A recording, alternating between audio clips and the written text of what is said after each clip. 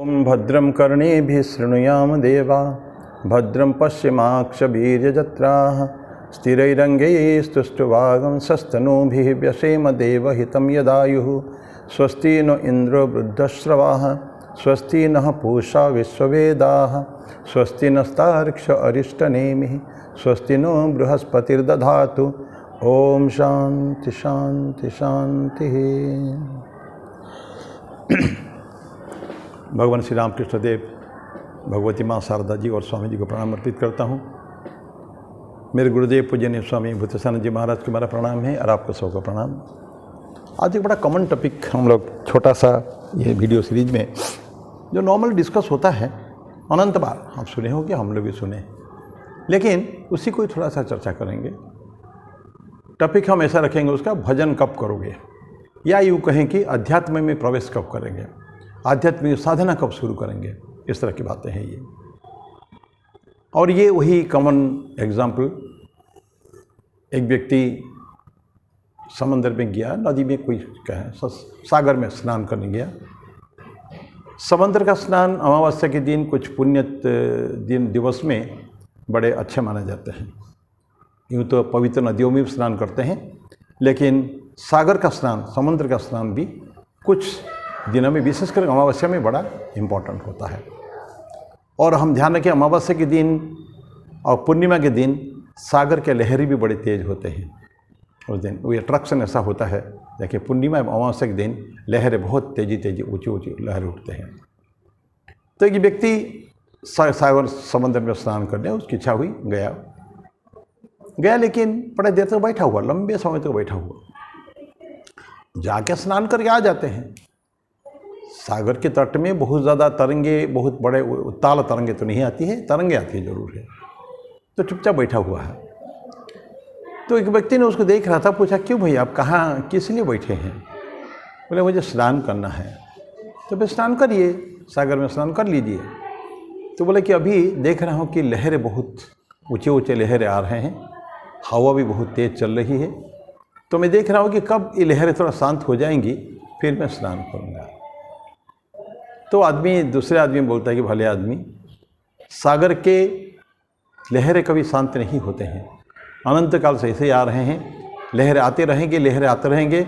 वो थपेड़े खाते हुए ही आपको उसमें स्नान करना पड़ेगा, कष्ट उठा के।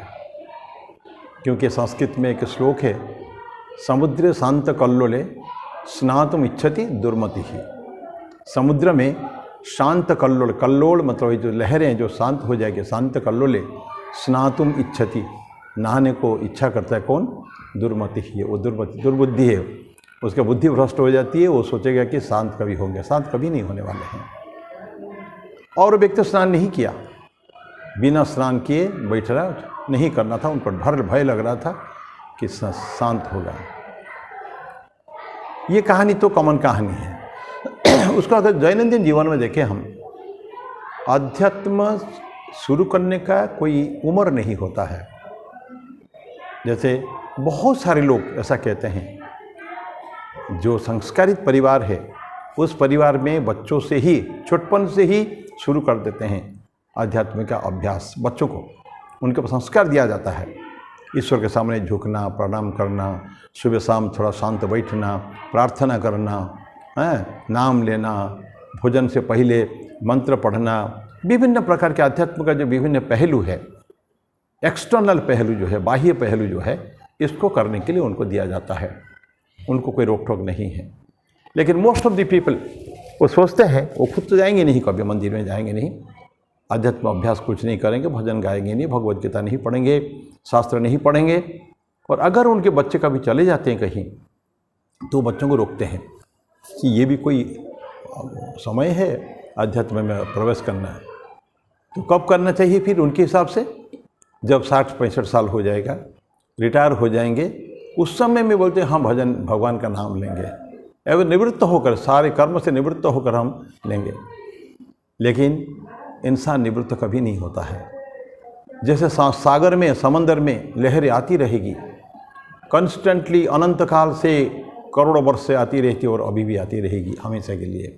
ठीक उसी तरह आज अपने जीवन में, गृहस्थ जीवन में, दैनंदिन जीवन में, चाहे कोई भी हो, उसके लिए प्रॉब्लम्स, समस्याएं आती रहेगी, समस्या की कभी कमी नहीं होने वाली है।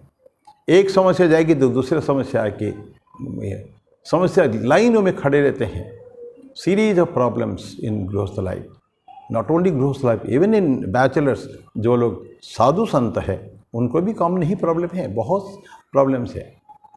हम लोग छोटे से आश्रम चला रहे हैं, हमारा अंबिकापुर बहुत बड़ा आश्रम नहीं, छोटी सी आश्रम, छोटा सा आश्रम है, लेकिन एक स्कूल है, 2 स्कूल है, विद्यालय है। विद्यालय के 81 स्टाफ हमारे हैं, 1650 करीब स्टूडेंट है, 1700 स्टूडेंट है। तो ये that itself is a big problem to manage the school. तो ये जब छोटी सी संस्था, छोटा सा परिवार भी, 4 व्यक्ति के परिवार में भी सब प्रॉब्लम ही प्रॉब्लम है। तो हम उसको देखना नहीं कभी भी, हमेशा जब चाहे इमीडिएटली इच्छा हुई बढ़ जाने का, हमको अध्यात्म शुरू करने का है। यूँ तो अध्यात्म का अभ्यास, अध्यात्म के जो संस्कार बच्चा पैदा होने के बाद नहीं, बच्चा पैदा होने से पहले ही संस्कार दिया जाता है। माँ के गर्भ में जो बच्चा है तब से देना चाहिए, and that is the right time to give it. Abhimanyu की कहानी हम सुने हैं, वो कहानी को अगर हम रिपीट करें तो बच्चों को संस्कार बच्चे माँ के गर्भ से ही होता है और सारा जीवन होता रहता है। एंड स्वामी जी कहते हैं, स्वामी जी बहुत सुंदर बातें कहते हैं कि the unsmelled and untouched flowers are to be laid at the feet of Lord and such he receives. फूल हम ताज़ा फूल देते हैं, अनस्मेल्ड, कोई सूंघ न लिया हो, नाक के सामने को रखा ना हो। अनटच्ड, छू तो सकते हैं, कोई मसल देते हैं लोग, उसको मुरझा जाता है। ऐसा फूल कभी भी नहीं दिया जाता है। हम ईश्वर के सामने क्या, unsmelled and untouched flowers are to be laid at the feet of Lord. ईश्वर के पादपद्मों में, उनके मस्तक पर ताज़ा फूल रखना चाहिए और वही ग्रहण करते हैं।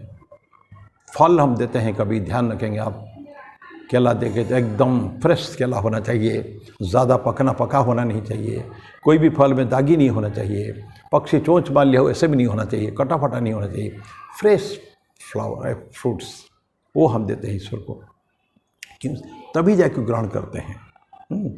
तो ऐसा, जैसे तभी स्वामी जी उस समय बोलते थे, जस्ट लाइक दैट चिल्ड्रेन, जो चाइल्ड का है बालपन में, जो बालपन में हो गया वो इट्स अ कंस्टेंट थिंग, वो कंटिन्यूसली दैट विल चलेगा वो, और उसका प्रभाव भी बहुत ज़्यादा अच्छा रहेगा। इसीलिए बच्चों को शुरुआती विद्यालय में, और भजन कभी भी कर सकता है। जो टॉपिक में बोला, भजन कब करोगे, भजन करने का उपयुक्त समय कोई सीमा नहीं होती है, जहाँ आपको इच्छा है वहाँ से शुरू करिए, एंड दैट शुड कंटिन्यू। ये होना चाहिए, हमेशा सतत प्रयास होना चाहिए, सतत अभ्यास होना चाहिए, और उसका जो संस्कार होता है बहुत सुंदर संस्कार पड़ता है। कभी भी आगे चल के वो बच्चा कभी भी गलत राह में नहीं जा सकता है। अगर समाज को अगर ठीक करना है, समाज को संस्कारित करना है, तो हर घर से, हर बच्चे से, प्रत्येक से शुरुआत करनी पड़ेगी। तो ये हमारा भजन करने का सही समय है, उसके लिए कोई टाइम नहीं होता है। कभी वेट न करें हम कभी भी। कोई लोग उदाहरण देते हैं कि हमारे पास छोटा सा मकान है, कहाँ समय है। गीता में भगवान रामकृष्ण देव बोलते हैं, ध्यान करोगे मने बने कोने। मन में करो, जहाँ भी हैं, कहीं भी रहें, चलते फिरते, ट्रेन जर्नी, बस जर्नी, स्नान करते समय, कभी भी जब चुपचाप खाली बैठे हैं तब कर सकते हैं। मने बने, अगर हम जंगल में जा सके, गुरुकुल में जा सके, किसी आश्रम में जा सके, ठाकुर बोलते हैं मास्टर वहाँ से को जाओ, 3 दिन नहीं कहो, 1 दिन तो रोज जाके, अकेले में जाके एकांत में ईश्वर का नाम तो लो जाके। तो मने बने और कोने, कहीं अगर जा नहीं सकते हैं, अत्यंत बिजी लाइफ, तो घर पे एक छोटा सा एक पोर्शन ईयर मार्क कर देते हैं, दिस इज़ माई श्राइन। जहाँ से आएँ थोड़ी देर वहाँ बैठ जाएं। हमारे ईश्वर का जो भी हमारा आराध्य देव, उनका एक तस्वीर वहाँ फ़ोटो उसका रहेगा, और उस फोटो के सामने बैठ जाएंगे हम। छोटा सा, कोई बहुत ज़्यादा बड़ा नहीं चाहिए हमको, बहुत बड़ा ह्यूज श्राइन नहीं बनाने का है। हमारे इष्ट देव का या हमारे आराध्य देव प्रभु का फोटो वहाँ रहेगा। उनके सामने बैठ के हमको थोड़ा सा ध्यान धारणा करना है। जब ध्यान करना है बैठने खाली ईश्वर की तरफ देख के बैठे तो भी डट से ना। तो ठाकुर बोलते हैं मने बने कोने, तो उसके लिए बहुत ज़्यादा जगह की आवश्यकता नहीं है। बहुत कि सुंदर परिवेश होना ये सभी कोई ज़रूरत नहीं है। साधारण परिवेश में गरीब लोग क्या करते हैं, जो अच्छा दरिद्र व्यक्ति कहीं भी हो भगवान भजन कर लेते हैं ईश्वर का। तो उसके लिए कोई बहुत बड़ी परिपाटी या बहुत बड़ा वो नहीं चाहिए, वो तो राजसिक भजन हो गया। ठाकुर बोलते हैं ना ये सात्विक भजन, राजसी भक्त जो है उसको एक बहुत सुंदर कपड़े चाहिए, माला चाहिए, रुद्राक्ष माला जिसमें एक बीच बीच सोने के दाना भी हो देखने के लिए कि सोना मिल रहा है उसमें है। ये सब शौक फरमान जो है ये सब राजसिक भक्ति का है। तो उसके लिए फिर परिवेश भी चाहिए, बड़ा मंदिर चाहिए, बहुत सुंदर डेकोरेशन चाहिए। नहीं, वो सब की आवश्यकता नहीं है कुछ भी। भगवान कभी ऐसा नहीं कहते हैं कहीं भी चाहिए। तो परिवेश हमको अपना मानसिक परिवेश को स्वच्छ रखना है, मन स्वच्छ रखना है, हमारे खाद्य आहार व्यवहार ये सब स्वच्छ रहना चाहिए।